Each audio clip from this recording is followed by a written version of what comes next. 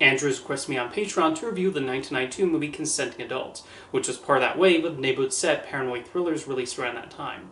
For whatever reason, these kinds of movies were very common, usually involving some seemingly ordinary person who gets terrorized by someone out to get them, and sex would usually be involved in one way or another. The success of Fatal Attraction in 1987 is what likely spawned this, but the ball really got rolling in the 90s. There was usually a formula to them, as the villain would sneakily attempt to mess with the lead character, and the movie would often conclude with a big showdown at their home. They would just swap who was doing the terrorizing each time. In The Hand That Rocks the Cradle, for example, it was a woman posing as a nanny. Single white female involved in an obsessive roommate, sleeping with the enemy, had an abusive husband, and with consenting adults, it's the next door neighbor who's trying to ruin the lead protagonist's life. I don't know if there was a heightened sense of paranoia among homeowners at the time that led to these kinds of movies being greenlit by studios, but like any trend, it seems to have died down a bit. The biggest risk with these kinds of movies is they can very easily become silly, especially as the main antagonist becomes more and more unhinged and diabolical. Does Consenting Adults avoid that problem? Not really, as I felt the plot became absurd, and it does not help that the characters are difficult to latch onto. Kevin Kline plays a commercial jingle writer who accepts an offer from his neighbor to sleep with his wife. The main problem with him is he's completely unlikable.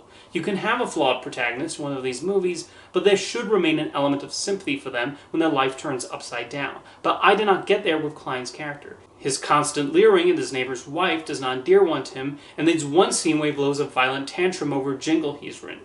The next door neighbor is played by Kevin Spacey, by the way. This was still early in Spacey's film career, before he became a bigger name and developed a reputation for playing primarily manipulative, evil characters.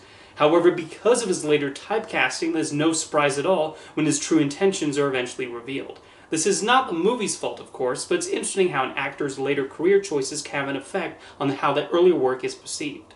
I found the entire plot of Consenting Adults to be ridiculous, even for this kind of movie. Spacey is one of those villains who plans things out to the minute detail. There are so many leaps of logic throughout the film. It tries so hard to be suspenseful, and at no point does it ever become tense, and the longer it plays, the sillier it gets. Not even the fun kind of silly, whereas at least unintentionally funny in its goofiness. I mostly found myself bored watching this movie, as there's little to the characters beyond the basic archetypes they're assigned with. Neither Kevin Kline nor Kevin Spacey have much to work with due to how flatly written their characters are.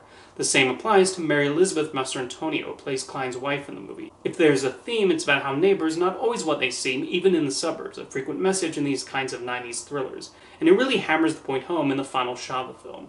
The most surprising thing about Consenting Adults is that it was directed by Alan J. Pakula.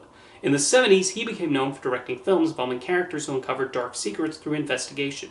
They successfully built tension and intrigue through concern for the protagonist's safety and what they reveal. These were Clute, The Parallax View, and All the President's Men, otherwise known as his Paranoia trilogy, and all examples of what made Pakula such a good director. When I noticed he directed Consenting Adults, that piqued my curiosity, only for me to end up disappointed. There's little about Consenting Adults that allows it to stand out from the pack of erotic paranoid thrillers at the time. Like I said, that sort of movie died down after a while, which could be attributed to a few things, like changing attitudes about sex, and studios being less willing to finance these sorts of mid-budget thrillers, although some do pop up on occasion. You could argue the David Fincher movie Gone Girl falls into this category, and even though it's not an erotic film, the 2020 version, The Invisible Man, used several trademarks of the suburban paranoid thriller, with the lead character trying to get away from a stalking, abusive ex-boyfriend. Fatal Attraction director Adrian Lyne even made a directing comeback recently with the erotic thriller Deep Water.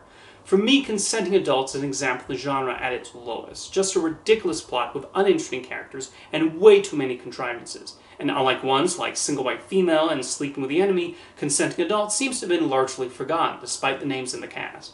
But what do you think of the movie? Let me know your thoughts in the comments, and thank you for the request, Andrew.